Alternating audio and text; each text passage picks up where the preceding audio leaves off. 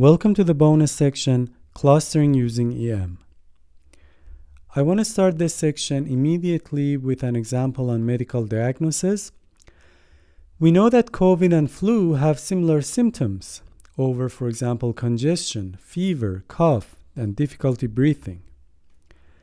Now imagine that we have collected an unlabeled data set of individuals who only reported their symptoms and not whether they had flu or COVID. So basically I have this data set where the features are listed here in these 4 columns, and in the last column, rather than having that for each feature set what disease the individual had, I'm listing the total number of individuals who had those feature set. So for example, how many individuals I had who had 0 for congestion, 0 for fever, for cough and difficulty breathing, hundreds of them. How many individuals had 0 for G, F, and O, but 1 for B, 0, and so on. Now the question is, can I learn a model that can reveal the individual's diseases? This is a challenging problem because I don't see any instance in my data set that is labeled. None of the instances, none of the individuals reveal their diseases. I'm trying to guess that based on just the features and the number that they have appeared. We can try clustering the individuals into 2 classes and hoping that those 2 classes represent COVID and flu, but I will get back to that. So how can I do that? Well, let's try the simple naive Bayes. So I will have the disease class in the top and then the features in the bottom. The disease node is hidden, but we can estimate it by using, for example, EM. Okay, so to formalize it a bit, clustering using EM, consider the problem of clustering the instances of a data over the features x1 to xn into several classes C. So I want to cluster my variables. The problem can be modeled by the following naive Bayes. So this is the naive Bayes, the class, and the features. We can learn the parameters of this network using expectation maximization or any other method, such as the gradient ascent. Then we can use the learned network to assign similar data instances to the same cluster of the class variable. So we see which variables, which features are similar, and then we calculate the probability of C, similar to how we did it for the naive Bayes in the chapter, in the representation chapter, and then we get the most likely class. And then from this, we can cluster the instances.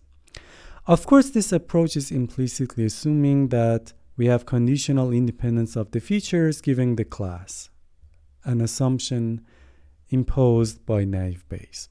Let's go through the steps. The first step is the E step, where I need to calculate the expected sufficient statistics of each of the disease classes. According to the formula, this will be equal to this term here, the summation, and I can calculate this term according to how a naive Bayes decomposes the joint probability distribution of all of these variables. Okay, we have seen this in the naive Bayes section. From this, unlike the usual form of the EM algorithm where we first calculate this term and then the other term, here it's easier actually the other way around, because if I do this, then I can easily calculate this one by just putting it here and then see if xi has appeared on the right hand side or not. Because on the right hand side I only have all of the features, and this is one of them. So I just simply check if this matches its corresponding value of xi. If it does, then it's simply equal to this one. If it doesn't, then it's 0. So it's not much more complicated than what I have here. So we can see that calculating the expected sufficient statistics in this case for a naive Bayes is not that complicated. The M step is, well, quite straightforward. For C, I just need to divide by the total number, n, and for xi condition on C, I need to divide it by the parents, which is C. Here, you can think that we don't have any parents, so I need to put the total number. Okay, so we know how to do it. We can implement it. Now assume that we learned the naive Bayes parameters and apply to our dataset, resulting in 2 clusters, one for COVID, one for flu. Which one is COVID? Which one is for flu? How can I know? The model doesn't tell me. Or even if it does, well, I can just flip it around. Nowhere here I used any information that I had COVID here or flu here and it was any different than the other one. Now, actually a more important question, can we even conclude that the 2 clusters correspond to COVID and flu? And the answer is no. They could be corresponding to COVID and allergy, for example, or it could be that they are not referring to 2 diseases at all. It is just that those instances in the same cluster share similar features. Okay? For example, maybe some drug will work better in one cluster than the other. Or it could have any other interpretation. Further experiments or observations are required to make solid conclusions. Okay?